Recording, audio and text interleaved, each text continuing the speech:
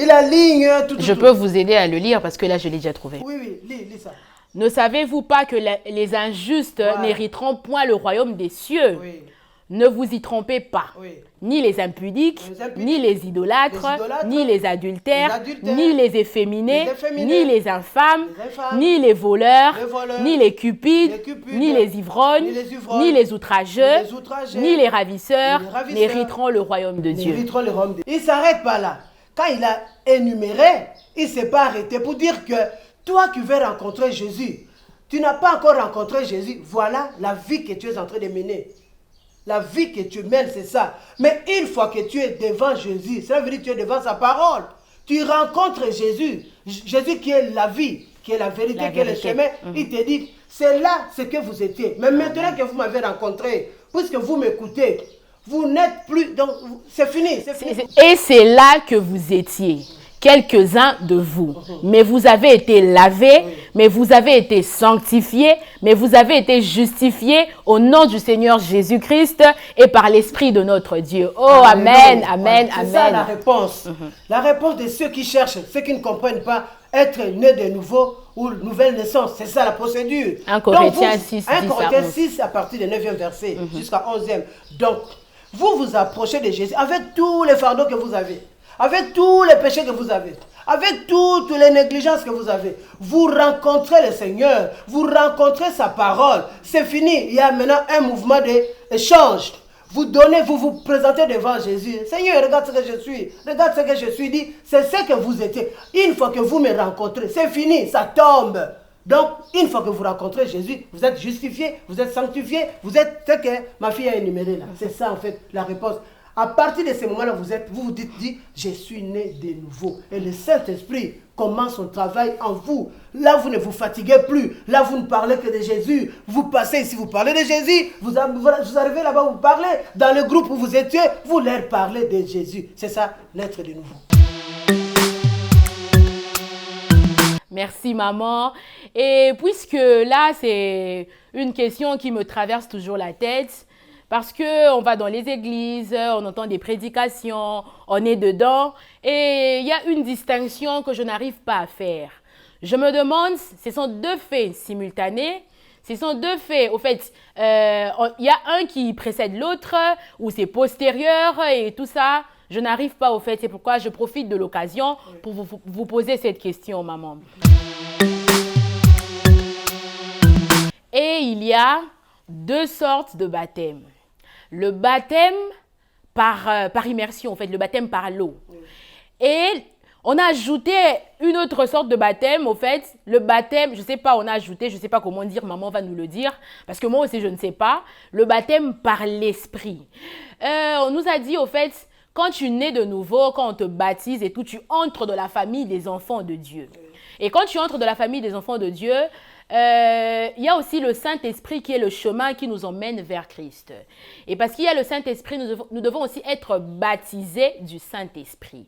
Alors maman, j'aimerais que vous puissiez nous expliquer, au fait, nous donner déjà la différence et puis nous emmener à savoir si ce sont deux faits simultanés, postérieurs, antérieurs, il y a un qui précède l'autre ou nécessairement ils doivent être...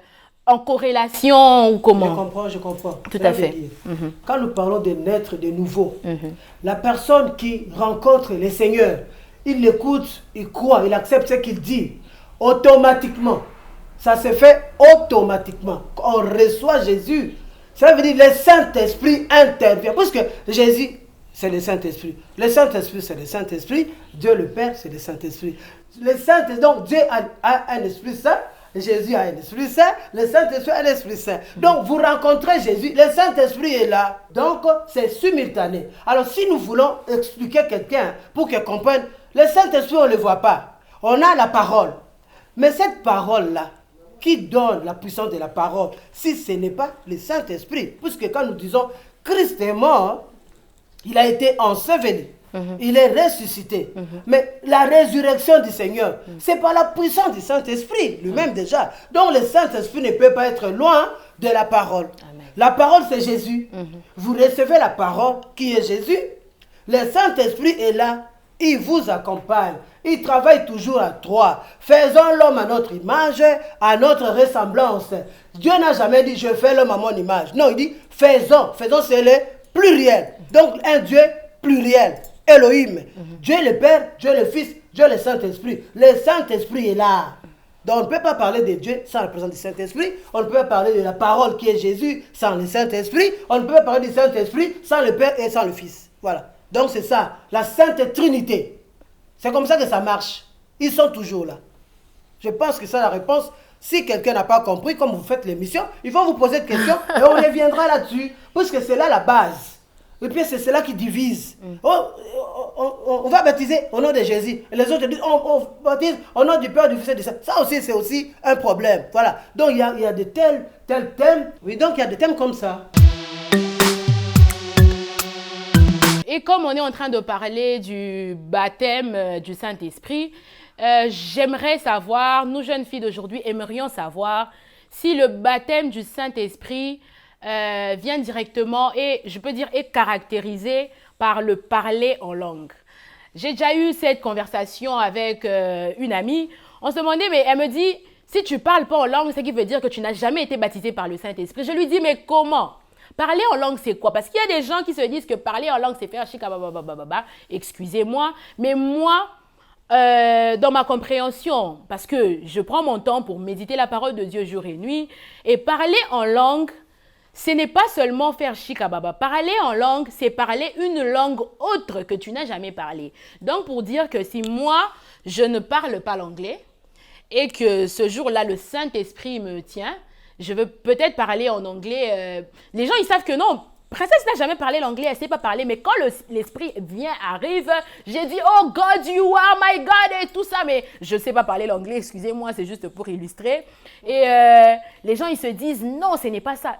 J'essaie de leur faire comprendre que parler en langue, je peux être Luba, c'est comme là, ils ont parlé de langues différentes. Ça a créé l'union entre, maman, vous savez bien, ils ont parlé de langues. C'est comme si moi, j'étais Luba, vous êtes Swahili, vous parlez ma langue, je parle la vôtre. C'est parce qu'il y a eu la puissance du Saint-Esprit qui est descendue. Et maman, j'aimerais que vous puissiez nous dire si le baptême du Saint-Esprit est directement caractérisé par les parler en langue. Et si oui ou non, nous dire aussi, au fait, c'est quoi le parler en langue?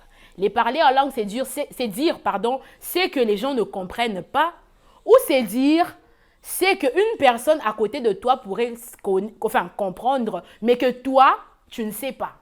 Genre, Dieu te fait parler en langue, il met en toi le Saint-Esprit. Tu parles, comme je viens de dire, je suis par exemple Luba, vous êtes par exemple Swahili et tout. Je parle en Swahili et Dieu vous suscite parce que vous parlez en Swahili, vous interprétez catégoriquement ce que je suis en train de dire. Et là, il y a la puissance du Saint-Esprit. Maman, oui, expliquez-nous cela. Vous avez parlé longuement. L'histoire de parler en langue, ça dérange toujours les chrétiens. Toujours. Mais pourtant, c'est biblique. C'est ça. Nous devons rentrer dans la parole. C'est Paul qui l'explique très bien dans l'épître aux Colossiens. Non, aux Corinthiens. Paul l'explique très bien. Le parler en langue, ça existe. Quand nous rentrons dans la lecture, dans notre texte des Actes des Apôtres, on explique très bien quand cela est arrivé. En fait, quand nous rentrons depuis le commencement, quand vous parlez de Tuluba, Swahili, tout et tout là, quand ils ont parlé, chacun a parlé dans sa langue, par la puissance du Saint-Esprit. C'est vrai. La puissance du Saint-Esprit, quand ça vient, quand ça vous touche, la puissance du Saint-Esprit travaille avec la parole. Vous avez la parole, le Saint-Esprit est là. Le Saint-Esprit va interpréter la parole que vous connaissez. Alors, pour le parler en langue, il faut aussi que les gens rentrent dans la parole, qu'ils lisent la Bible. Au lieu de discuter seulement comme ça, tout ce que vous avez dit comme exemple, c'est vrai. Au début, ils ont les disciples, quand il y a eu le jour de la Pentecôte, ils ont parlé en langue. Alors, Paul aussi explique, il dit, quand vous avez l'Esprit de Dieu, l'Esprit de Dieu vous pousse à parler dans une langue que vous ne connaissez pas. Ça, c'est vrai, ce n'est pas l'anglais ou l'américain ou quoi. Non, vous parlez une langue. Quand les gens disent il ne faut pas négliger ça. Il ne faut pas négliger, puisque c'est le Saint-Esprit qui fait. Quelqu'un qui est ivre de l'alcool ou bien de zododo, il ne va pas parler comme celui qui est ivre du Saint-Esprit. Celui qui est ivre du Saint-Esprit, il parle selon que l'Esprit lui demande de parler. Tu vois? Selon que l'Esprit demande de parler. Cela veut dire, dans cette histoire de parler en langue, en toi pour répondre, je ne peux pas répondre comme ça, mais il faut que je réponde avec la parole de Dieu. Nous devons nous appuyer sur la parole de Dieu. Mais je sais que les paroles en langue existent. Quand vous dites que quand la personne est baptisée, il va parler. Mais oui, c'est selon sa foi. Puisque Jésus dit quoi? Il dit, vous boirez des breuvages mortels, ça ne vous fera rien. Vous chasserez les démons. Vous chasserez les démons fuiront. Vous ferez ceci, des miracles. Il dit encore, vous parlerez de nouvelles langues, non? Jésus, c'est Jésus qui dit. Tout à fait. Vous parlerez de nouvelles langues. Donc déjà là, alors si quelqu'un ne comprend pas, il est incrédule, il ne veut pas comprendre, il ne va pas rentrer aussi dans les Écritures pour fouiller et pour chercher. Vraiment, c'est très bien. Oui, oui. Hein? C'est un thème qui vaut la peine qu'on en parle, même prochainement. Prochainement. Qu'on Vu que le temps nous presse aussi, on n'a plus assez de temps. En tout cas, maman, merci beaucoup, beaucoup, beaucoup. En tout cas, j'espère que les jeunes filles d'aujourd'hui qui sont en train de nous suivre sont très contentes. Et je pense que vous avez noté. C'est fut vraiment un plaisir pour moi de vous recevoir sur ce plateau. En tout cas, je ne peux que dire merci à Dieu pour cette grâce. Vous pourriez dire un mot de la fin, nous bénir aussi. Nous disons merci à Dieu. Les filles ou bien les garçons qui nous suivent aussi, ils sont bénis. Vous êtes bénis, puisque ce n'est pas n'importe quelle émission que vous êtes en train de suivre. C'est une émission qui est complétée ou bien qui est accompagnée de la bénédiction du Seigneur. Puisque quand vous écoutez le Seigneur, vous êtes bénis. Amen. Soyez bénis là où vous êtes au nom de Jésus. Amen, amen. Merci beaucoup, maman. Eh bien là, je rappelle que j'ai dit Pasteur Godly Voilike est autrice, parce que l'Académie française nous permet de le dire, et autrice du livre « Dieu parle ». Alors, parce que nous, jeunes filles d'aujourd'hui, femmes de demain, avons besoin de discerner la voix de Dieu de la voix de l'homme. Vous voulez savoir de quelle manière? Peut-être le temps ne nous a pas permis d'en parler, mais vous pourrez toujours vous procurer le livre. Maman, pour plus de précision, vous pouvez nous dire, elles peuvent toujours se procurer le livre. Oui. Ici, chez moi, à la maison, Gombe, avenue de la Science, numéro 12, ou à l'église à Bandal, à Bandal, communauté chrétienne Manaïm, de Bandal, c'est sur Luango, numéro 136C, Bandal Chubango. Ok, merci beaucoup, merci à tous. Et là, nous avons fini avec ce numéro de l'émission Filles d'aujourd'hui, Femmes de demain, que nous avons présenté avec la révérende pasteur Godly Voilike de l'église de la communauté chrétienne Manaïm, qui nous a parlé de l'apport de la Bible de la vie de la jeune fille. Elle nous a aidé avec une petite exhortation. Et là, nous avons été bénis grâce à Dieu parce que maman Godly Voilike, c'était vraiment l'envoyé de Dieu pour nous ce jour. Elle a vraiment été là envoyée par Dieu pour nous parler de la part de Dieu. Alors, puisque nous, filles d'aujourd'hui, femmes de demain, avons besoin d'être projetisées dans notre avenir de femmes de demain, nous avons besoin de savoir qui est Dieu. Nous avons besoin d'entrer dans le lot des enfants de Dieu. Alors, méditez la Bible jour et nuit parce qu'elle est la parole du Christ pour nous, la bonne nouvelle de Dieu, et se trouve dans la Bible. Prions, cherchons des églises, il y en a partout, et pourquoi pas l'église de notre révérende pasteur Godly Voilike. Et on se retrouve au prochain numéro. Merci.